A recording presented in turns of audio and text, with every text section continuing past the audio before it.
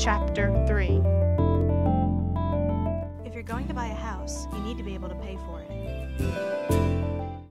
My job that I have right now, I really always not enough to pay off all the student loans, so I'm going to probably try to get a different job after that. The shape of the job market today for college students is challenging. However, it's not insurmountable. I think the keys to this job market are the same as they've always been. The difference is you have to start early. Start by building relationships.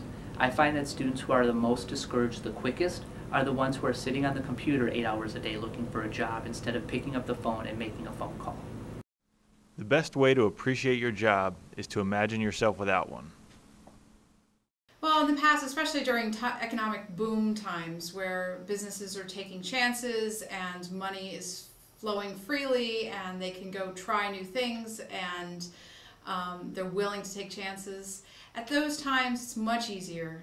And so I think if a student wanted to be successful in today's economy and job situation, they need to understand what makes them unique and to be able to market that in such a way that the employer can see potential value in hiring or bringing that person on.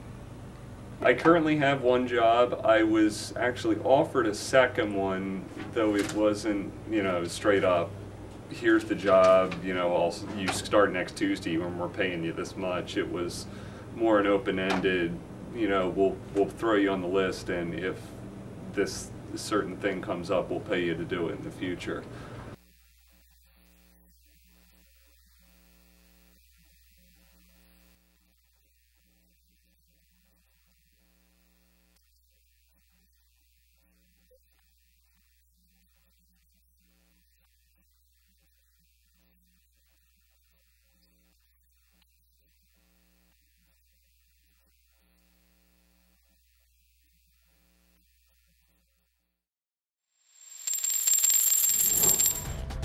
Chapter 4. When it comes to finances, responsibility is key.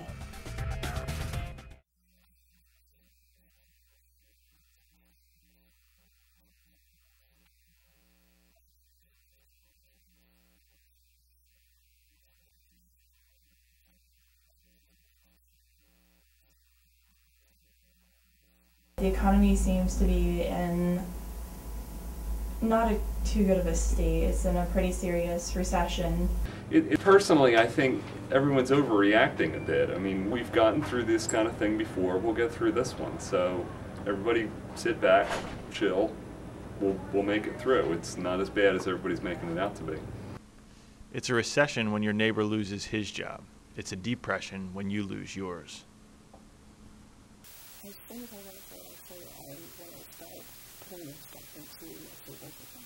I haven't, since I've been in college, I haven't been able to save too much because spending everything on books and just a lot of college expenses.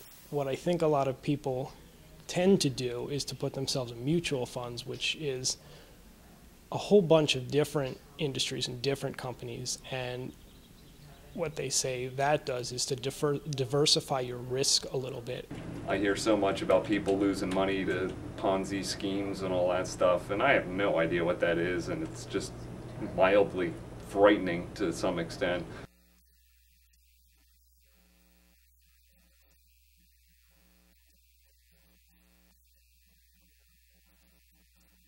Honestly, as soon as you can afford to start putting money away, you should start a retirement fund, because there's a lot of benefits that you get with doing it, with starting early and getting it started as soon as you can. For example, a lot of IRAs, you get tax deductions if you contribute to a personal IRA.